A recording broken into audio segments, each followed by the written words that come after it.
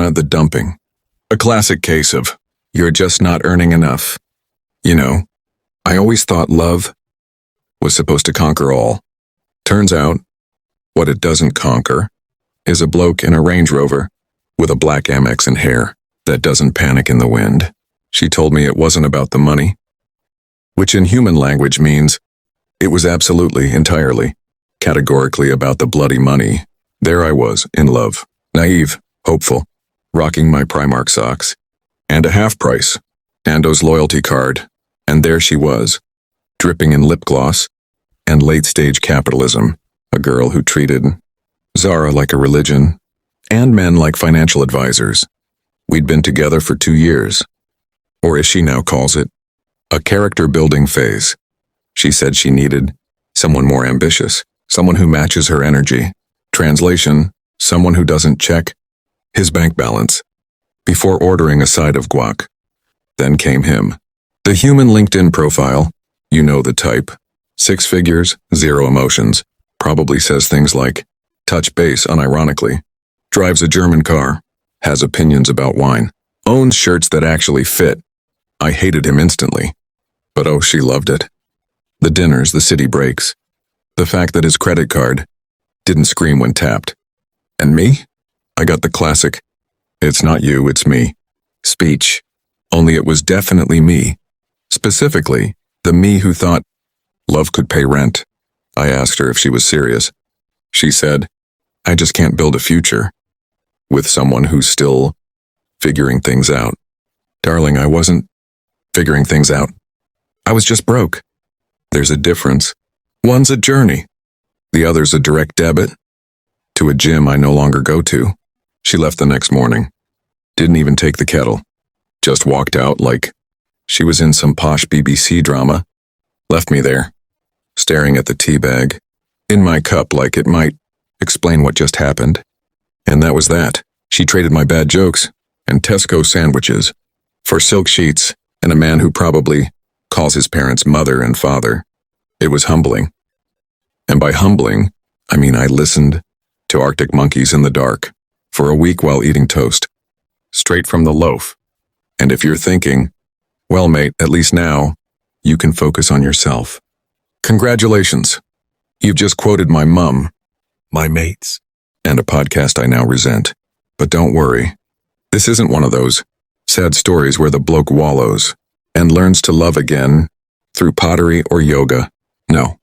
This story, this one ends in the most beautiful, petty, capitalist revenge you can imagine. Because guess what? I didn't get mad. I got rich. 2. My spiral.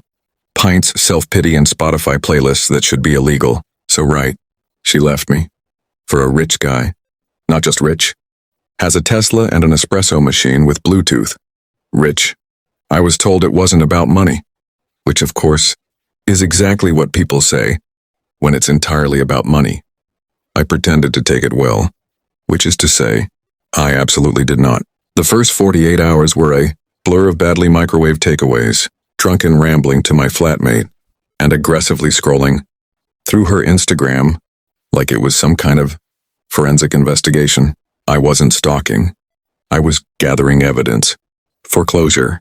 And by closure, I mean looking at pictures of her sipping cocktails with Captain Crypto while wondering if I should bleach my hair or join a gym, or both. Let's talk about the soundtrack of despair. Spotify, the treacherous enabler of breakdowns, decided that my heartbreak required a playlist called Melancholy Mondays, full of sad indie boys whispering about rain and regret.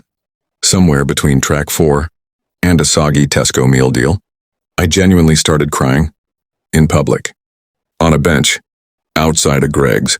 You ever been judged by a pigeon mid-breakdown? I have. It looked at me like, pathetic, mate. Even I wouldn't eat that sandwich.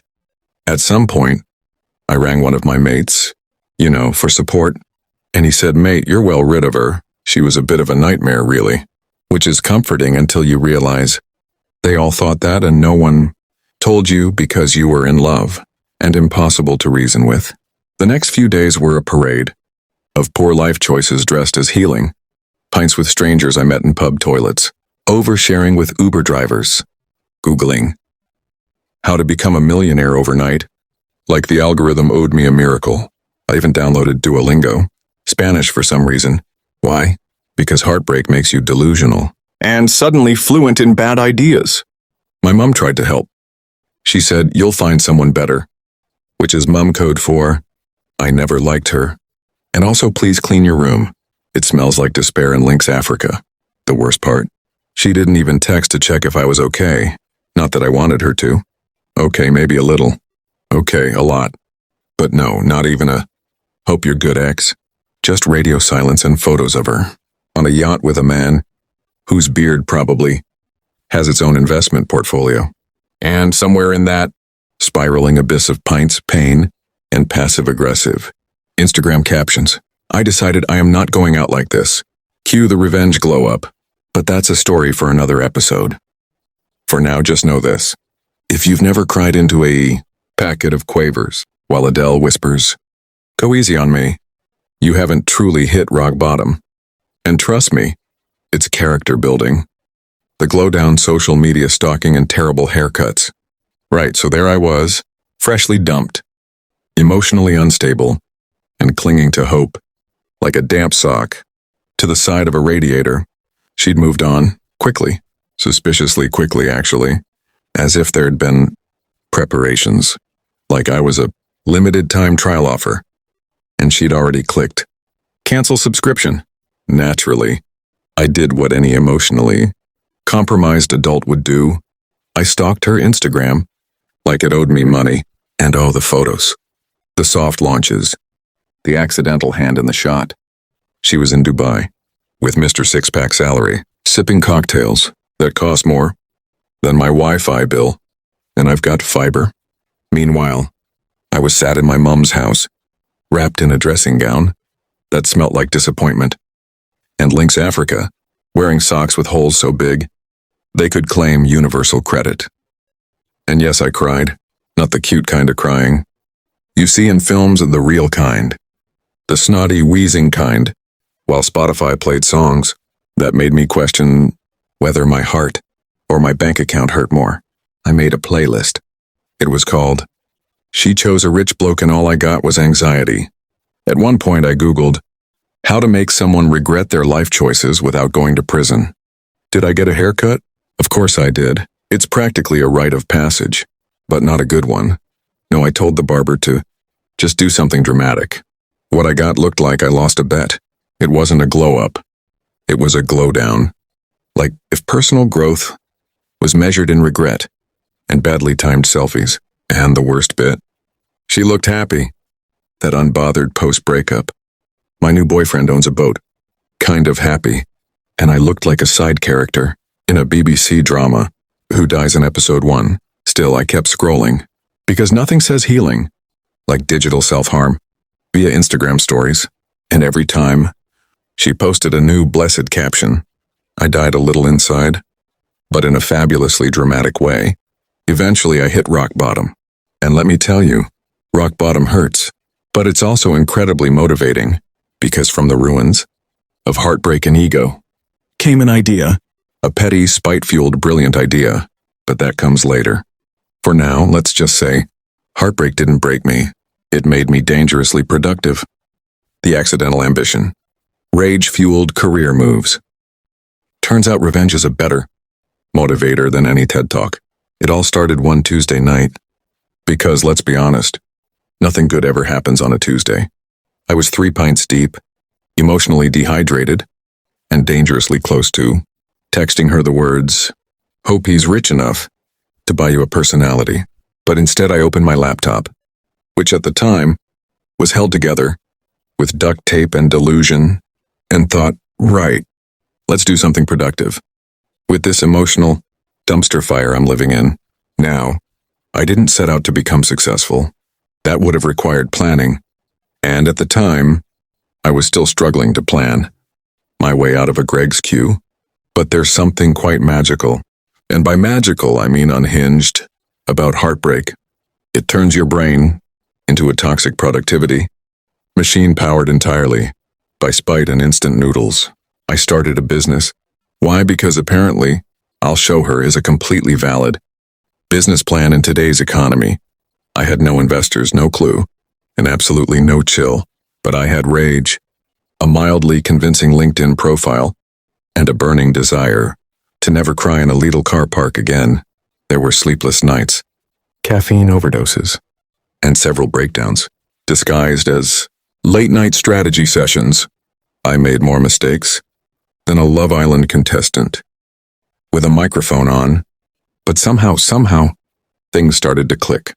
And every small win, every new client, every invoice paid on time, every smug little notification that said, "You've made a sale," felt like a middle finger raised, gently in her direction. This wasn't growth. This was vengeance in a blazer. Emotional chaos. Yes, but make it tax deductible. By the time year 2 rolled around, I wasn't just surviving. I was thriving in that deeply chaotic, still slightly unwell, way that screams, I've been through it. And I have spreadsheets now. And honestly, it's beautiful. In the same way watching a meteor crash into a luxury yacht is beautiful. Horrific, dramatic, deeply satisfying. Because while she was off, living her best life, with Mr. Direct Debit, I was building an empire from the ashes of our breakup, and my dignity, and mate, you've never tasted success until it's been seasoned with pettiness and brood, overnight in resentment. The money bit, how I went from broke to boardroom. Right, so after she left me for Captain Credit Score and took the air fryer with her, I did what any self-respecting, emotionally derailed British man would do. I downloaded a budgeting app and cried. Mostly cried, really, but at least now, I knew exactly how broke I was. Fun fact, when your bank balance is lower than your phone battery percentage, you've officially hit character development territory.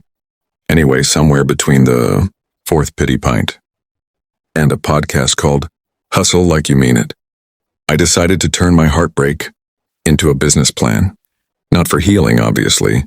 I'm not that well adjusted. No, this was about spite. Glorious fuel-injected, uncut spite.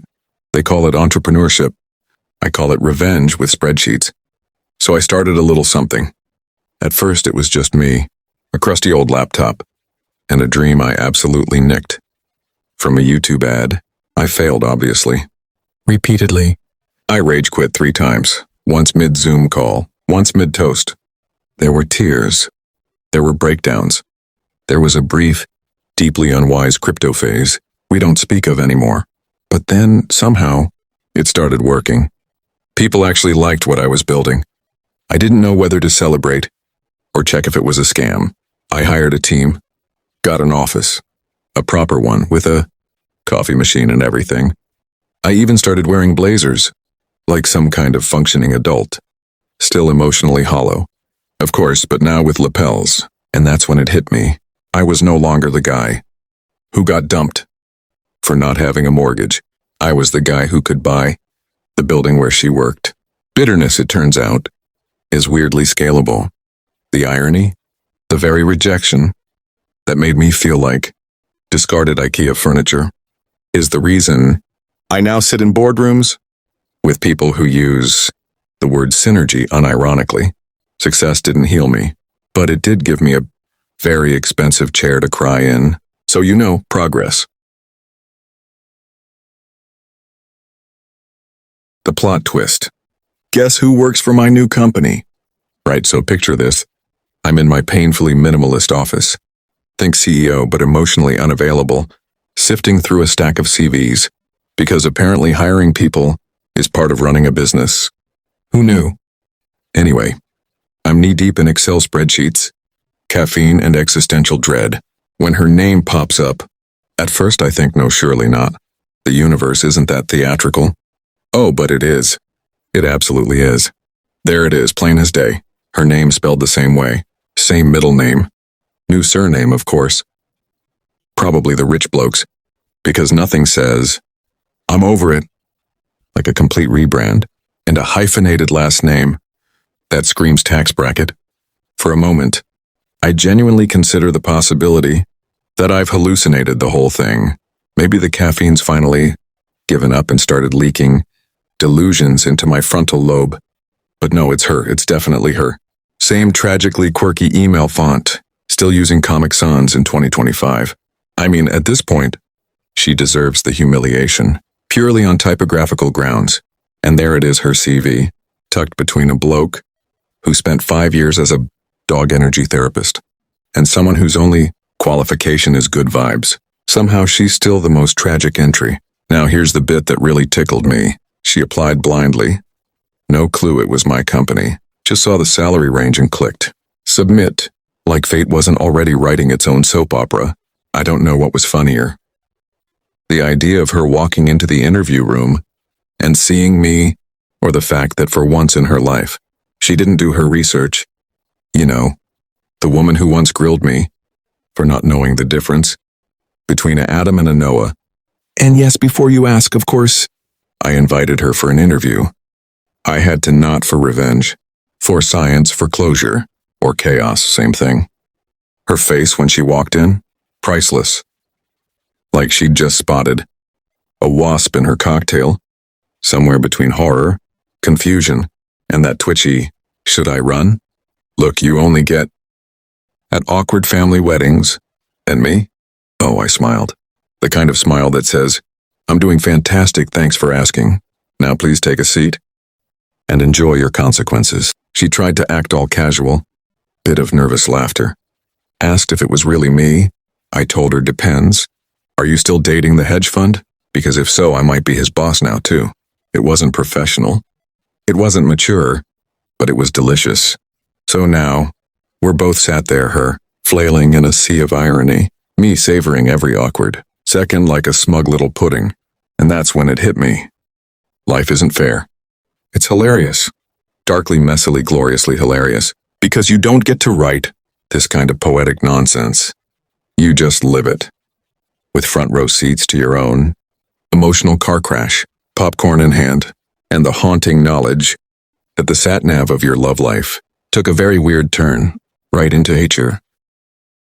The interview. Sweet, awkward, delicious chaos. So there I am. Monday morning.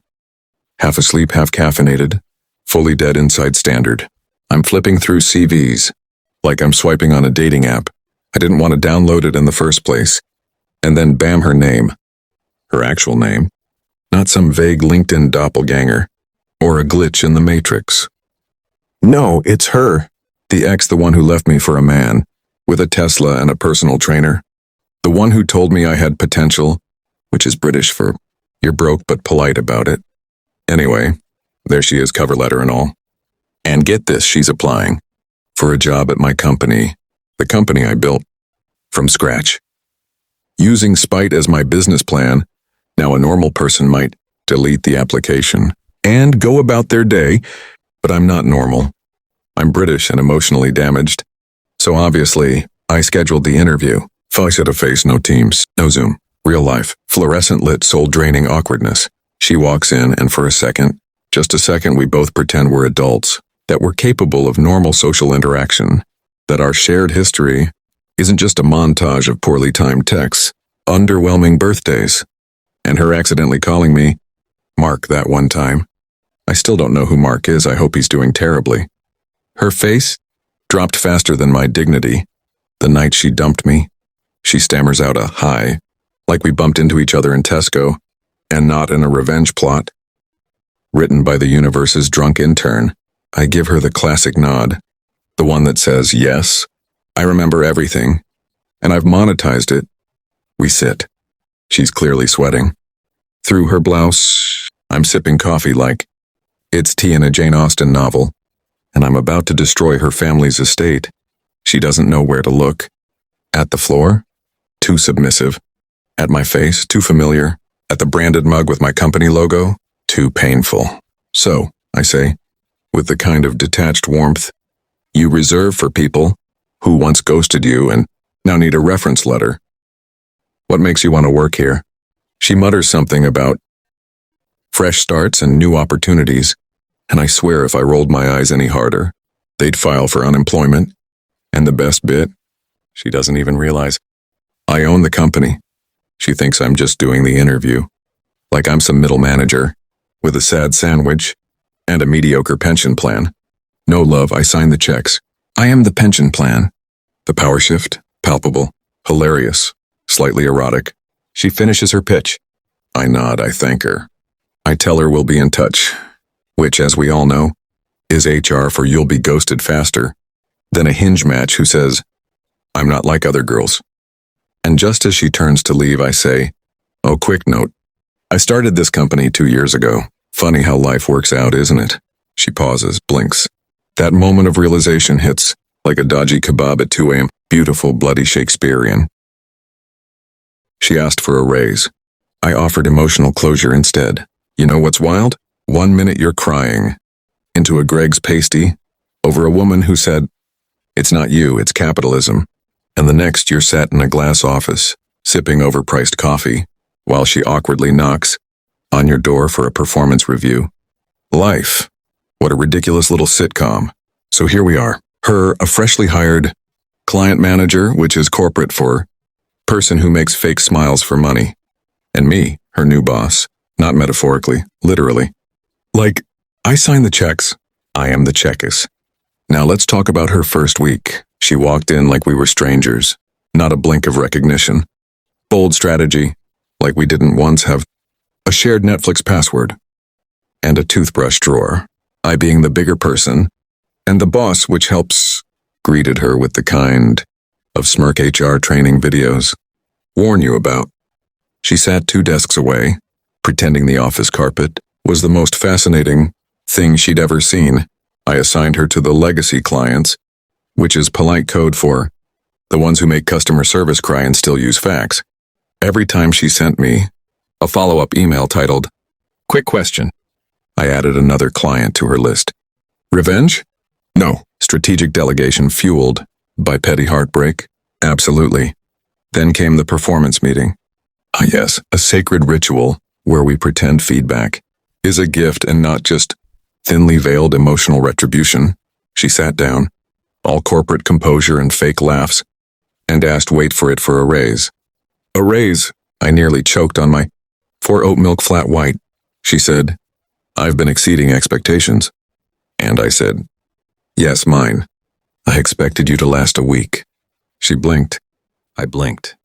Somewhere in the distance, an intern started crying. Now look, I didn't say no. I just said something worse. Let's revisit this once you've proven long-term value to the company, and your email grammar improves. She left the room blinking back tears, or maybe hay fever. Who knows? And I returned to my office with the quiet satisfaction of a man who didn't win love back, but absolutely demolished the LinkedIn power dynamic. It's not healthy. It's not mature. It's not even slightly appropriate, if we're honest, but it is deeply satisfying. And in this cold, broken, late-stage capitalist hellscape we call life, sometimes that's the best we get. Closure? Not really, but something funnier. Segment 9 of the full video story. You know, they always say, success is the best revenge, which is cute, sweet, a bit Instagram inspo for my liking, because in my case, success wasn't revenge. Linda from accounts was, let me explain. So there I am, sitting at the top of this corporate food chain. I accidentally climbed in, a fit of heartbreak and caffeine. I've got a proper office now, like an actual door, with a lock, with passive-aggressive post. It's on it that say, please knock, even though I hate people. And who do I see strolling in one day, 3 months into Q3, like, she's not the reason. I once cried over a 150 croissant. Her, looking all smug in her Zara blazer. Same overcompensating walk, slightly upgraded eyebrows. She doesn't recognize me at first, which is honestly more insulting than the time she dumped me for that human Amex card with biceps. But oh, the moment. Realization hits her face. Chef's kiss. You could hear the internal Windows error tone. Now, I didn't want an apology. I didn't even want closure. What I wanted was justice. And by justice, I mean assigning her to Linda from accounts. You see, Linda is how do I put this? The human equivalent of a jammed printer, constantly malfunctioning, unreasonably loud, and weirdly obsessed with spreadsheets that no one asked for. So what do? I put my ex on Linda's team. 3 weekly meetings, all with no purpose. One actually titled General Financial Vibes. Now I'm not saying I watched from the glass. Conference room as Linda explained pivot tables using interpretive hand gestures, but I absolutely did. I even made popcorn quietly. In the break room, like a civilized sadist. She looked like she aged 7 years in that one meeting. By the second one, she started bringing in 2 takeaway coffees, one for herself, one for coping, and me, oh, I thrived, because the best revenge isn't just being successful. It's being so successful, you get to professionally ruin someone's Tuesday without technically violating HR protocol. Closure? Nah, I don't need a heart-to-heart. I've got a Linda, and let's be honest, nothing says I've moved on quite like putting your ex through a 3-hour PowerPoint on Q2 budget reallocations and ethical printer usage. The moral of the story? Sometimes life doesn't give you closure. Sometimes it gives you petty, painfully beautiful administrative karma. The moral? Oh, please. Right, so, you want a moral? Honestly, if you're after some warm, fuzzy takeaway about forgiveness and growing as a person, might I politely suggest you jog onto a Disney film? Because here we don't grow. We spiral, we scheme, and occasionally, we buy companies out of spite. Yes, she left me for a rich bloke.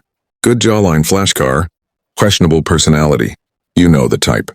And I was the poor sod Q, who thought love was enough. Adorable, really. But here's the thing. When you hit rock bottom, and I'm talking drinking, ladle wine out of a sports direct mug at 2 a.m. while crying to Coldplay, you realize you've got 2 choices, therapy or revenge. Naturally, I chose the more cost-effective option, capitalism. Built a little empire. Out of bitterness, trauma, and caffeine overdoses. And just when I was finally over her, not checking her Instagram every 12 minutes, boom, her CV lands on my desk. Now I didn't plan to hire her. I mean, I'm petty, not psychotic. But fate's a cheeky little gremlin, isn't it? So I gave her the job, assigned her under Linda from accounts. A woman so devoid of joy, she makes spreadsheets weep. Gave her just enough rope to hang her pride, and made sure the office kettle always mysteriously disappeared. Q. Whenever she made tea. Do I feel bad? No. Do I feel good? Also no.